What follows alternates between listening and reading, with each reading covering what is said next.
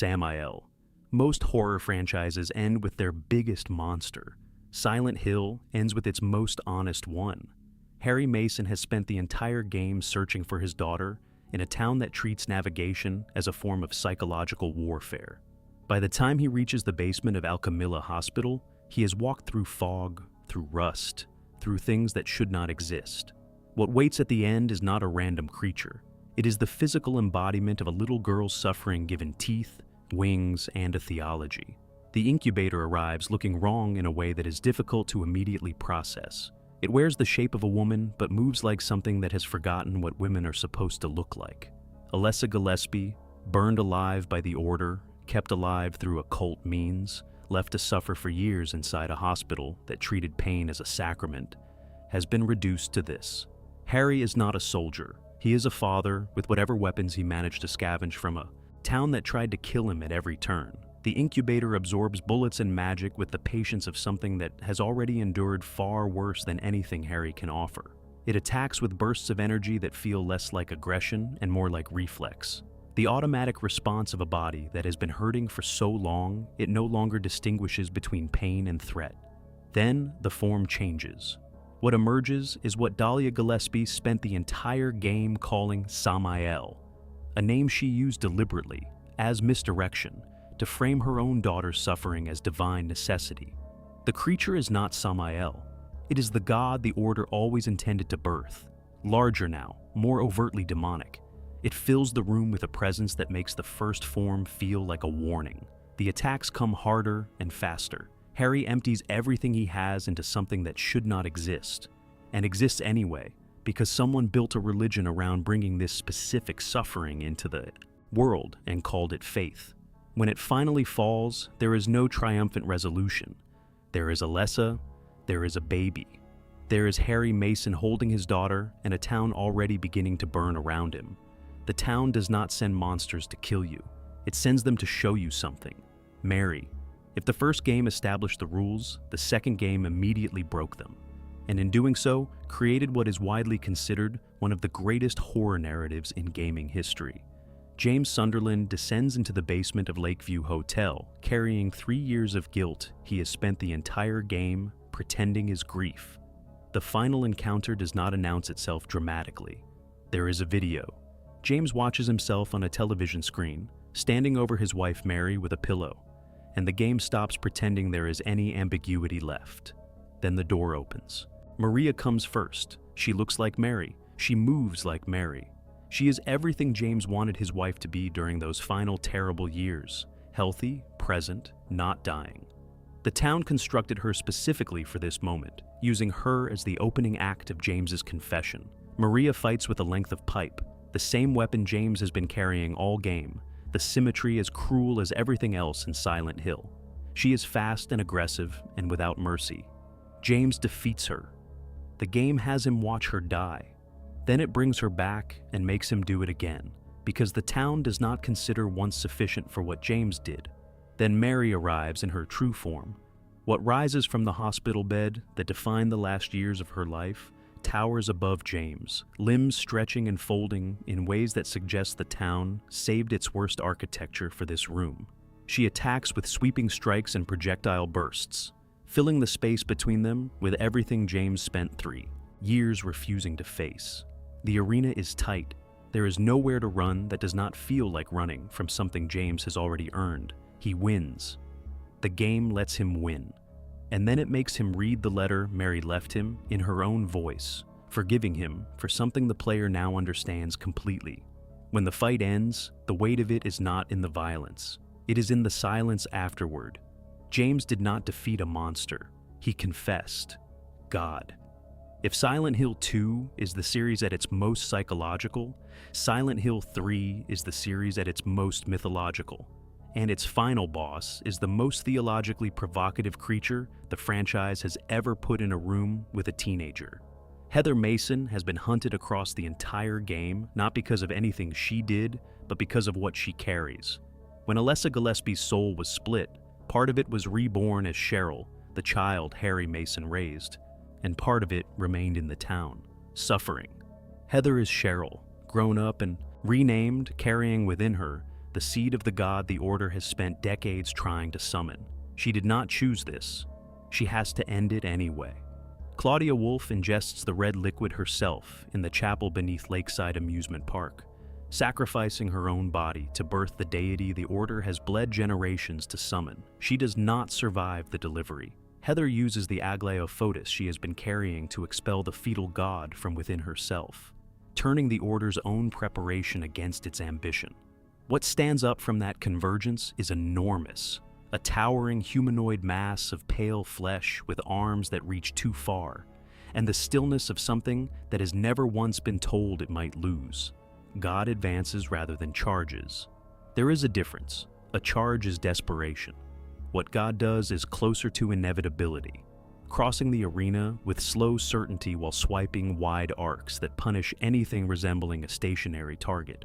The ranged attacks come next, columns of light, that track Heather's position and force constant lateral movement. The chapel funnels, movement in ways that consistently push her back toward the thing she is trying not to stand directly in front of. When God drops below a health threshold, the slow advance becomes something faster and less patient. The arm strikes come with less warning. The light columns deploy more frequently.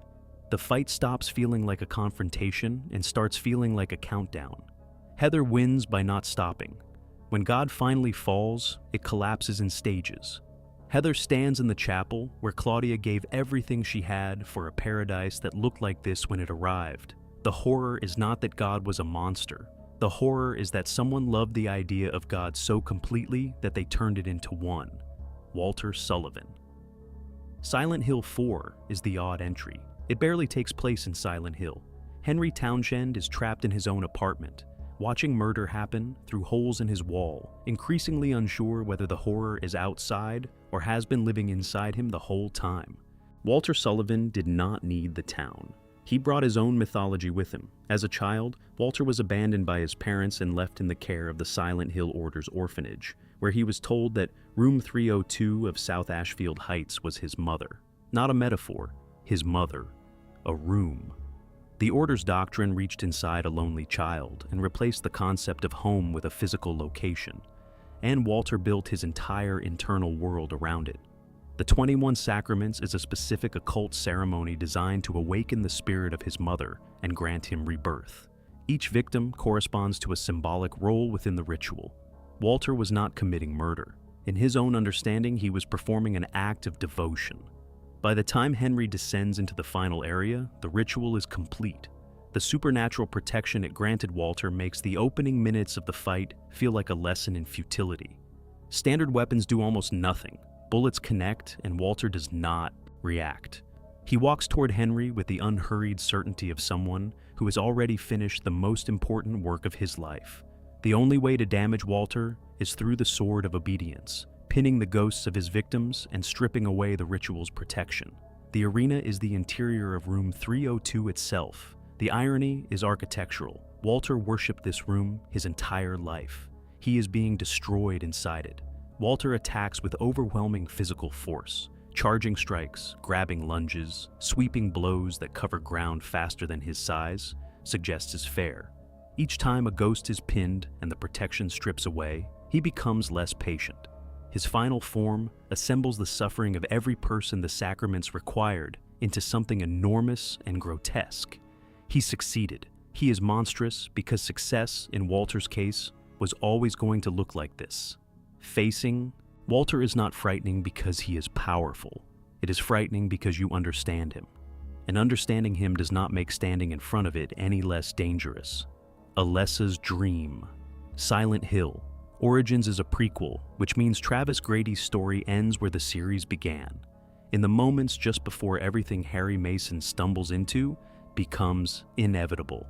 Travis arrived as a truck driver who stopped for a fire. He stays because the town has decided he has something to finish, and the town is never wrong about that.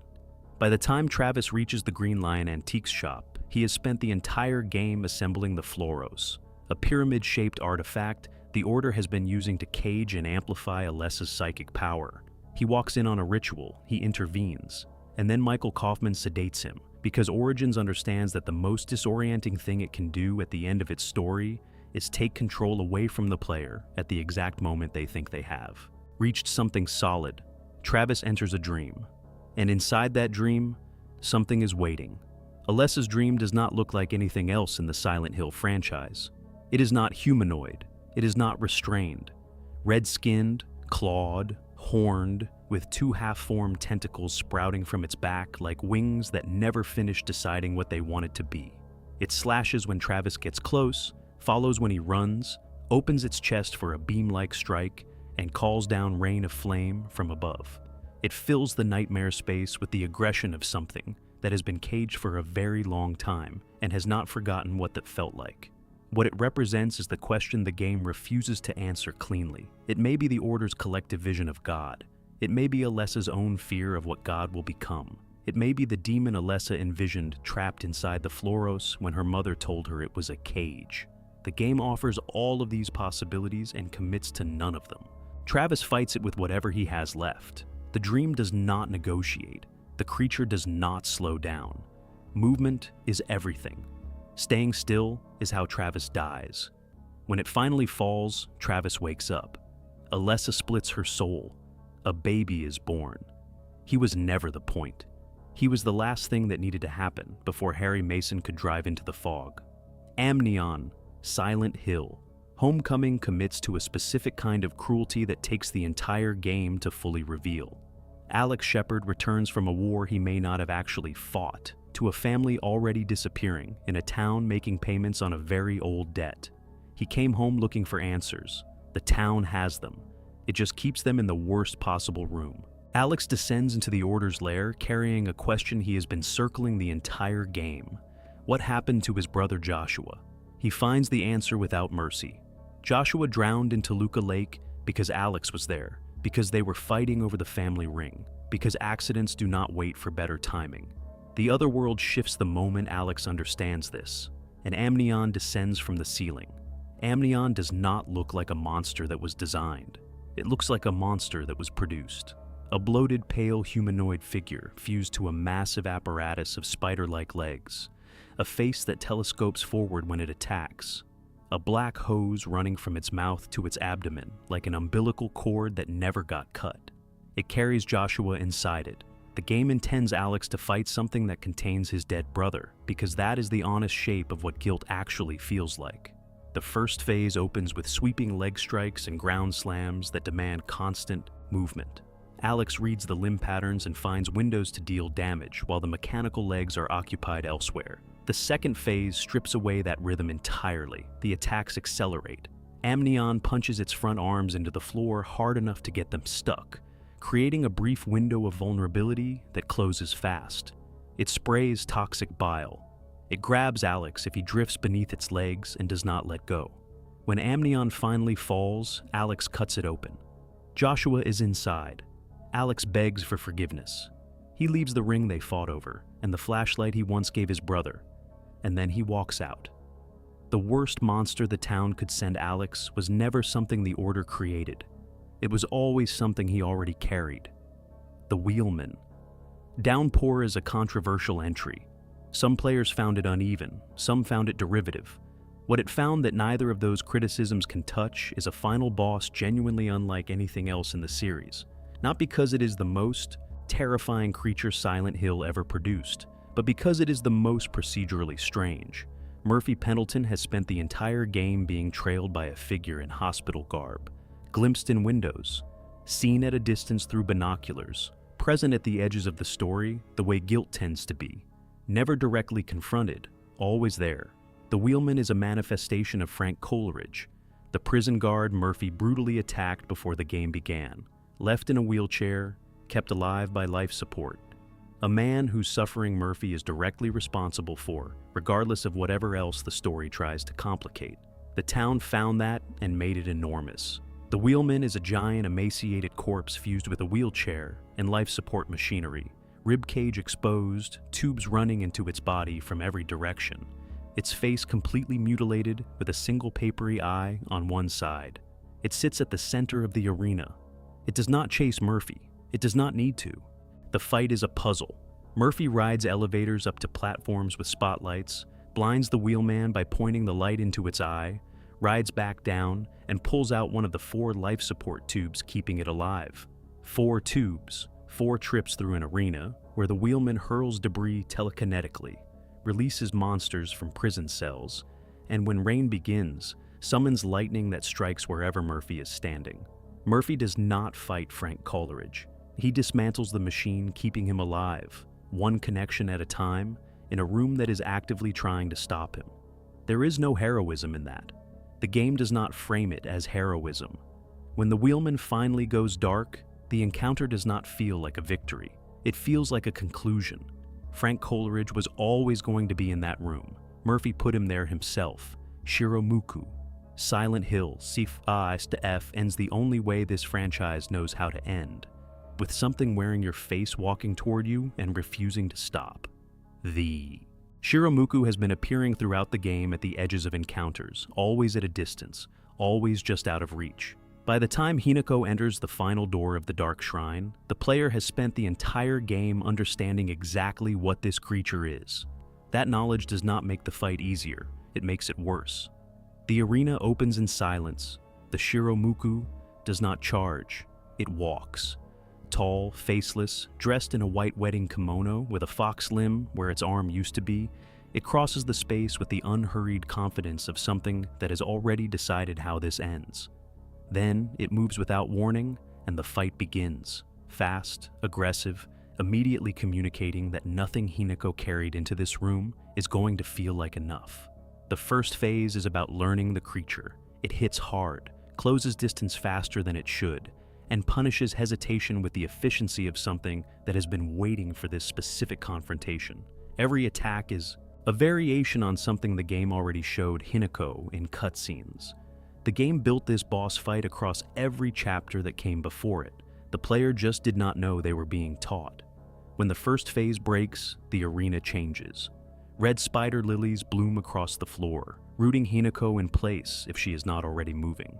The Shiro Muku's attacks trail wider and hit harder. The space that felt manageable becomes hostile, the environment itself siding with the creature in the wedding dress. The second transition fills the entire arena with flowers in a single strike that spares nothing. The game intended it to connect. It wants Hinako entering the final phase with almost nothing left. Phase 3 gives the Shiro Muku a second fox arm, the same limb Hinako watched herself sacrifice across the ritual sequences, now swinging from both sides simultaneously. The attacks chain longer, the creature teleports, the arena is thick with traps. Hinako wins by refusing. She dodges and endures and hits back and refuses to stop. Applied to something that looks like the version of herself the town spent the entire game trying to convince her to accept. When the Shiro Muku drops, the game does not celebrate. It simply lets Hinako walk out. Every other horror franchise asks whether you can survive the monster. Silent Hill asks whether you deserve to. And the town has never once pretended that is an easy question to answer.